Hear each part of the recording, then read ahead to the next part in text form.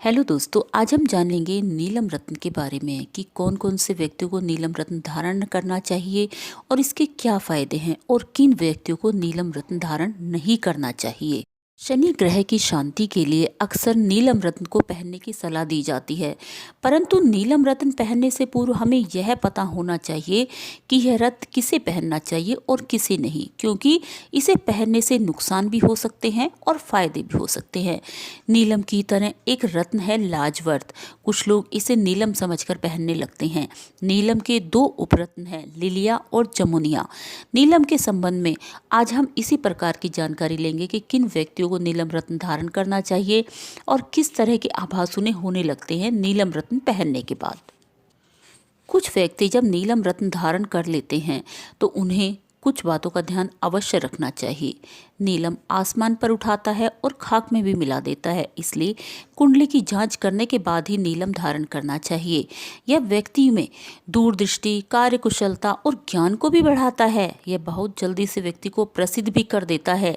लेकिन यदि नीलम सूट नहीं हो रहा है तो इसके शुरुआती जो लक्षण होते हैं, जैसे कि हाथ पैरों में ज़बरदस्त दर्द रहने लगेगा, बुद्धि विपरीत हो जाएगी और धीरे धीरे बहुत ही ज़्यादा संघर्ष करने पड़ेंगे उन्हें हर कार्य के लिए।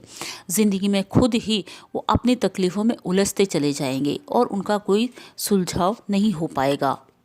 इस तरह की परेशानियां उनकी ज़िंदगी में आती रहेंगी। इसलिए नीलम धारण करने से पहले हमें ज़रूर जांच परख करवा लेनी चाहिए अपनी कुंडली में कि हमें नीलम धारण करना चाहिए या नहीं।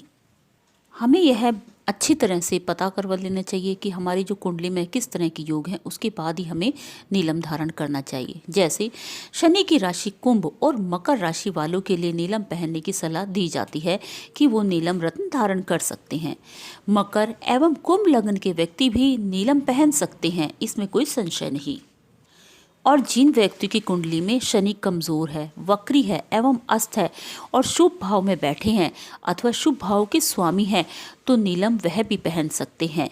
शनि चौथे, पांचवें, 10वें या 11वें भाव में हो तो ऐसे जातक को ज्योति की सलाह लेने के बाद ही नीलम धारण करना चाहिए अथवा नहीं। इसके साथ साथ शनि का जन्म आंक में किसी अन्य शुभ ग्रहों अथवा शुभ भावेशों से प्रतियोग अथवा दृष्टि संबंध न हो तो ज्योतिष से पूछकर नीलम धारण करना चाहिए। अपनी मर्जी से कभी भी नीलम धारण नहीं करना चाहिए। शनि षष्ठेश या अष्टमेश के साथ बैठा हो तो भी नीलम पहनना शुभ होता है।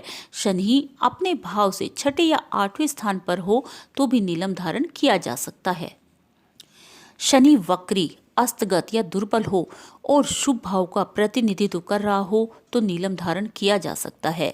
जब शनि की महादशा, अंतरदशा, 7.5 या ढैया की अवधि चल रही हो तो नीलम धारण किया जा सकता है। जन्म आंक में शनि गुरु का 9 पंचम योग है तथा शनि ग्रह का अन्य ग्रह किसी ग्रह से प्रतियोग नहीं है, तब नीलम धारण करने पर विचार करना चाहिए और विचार करने के बाद ही आपको नीलम धारण करना है। वैसे बिल्कुल भी धारण नहीं करना, क्योंकि वह आपको शुभ की बजाय अशुभ फल देगा। इन सब बातों का ध्यान हमें अवश्य रखना है नीलम धारण करने से पहले। अब हम जानेंगे उन व्यक्तियों के बारे में कि किन किन को नीलम धारण नहीं करना चाहिए। शनि लग्न पंचम या 11वें स्थान पर हो तो नीलम कदापि नहीं पहनना चाहिए।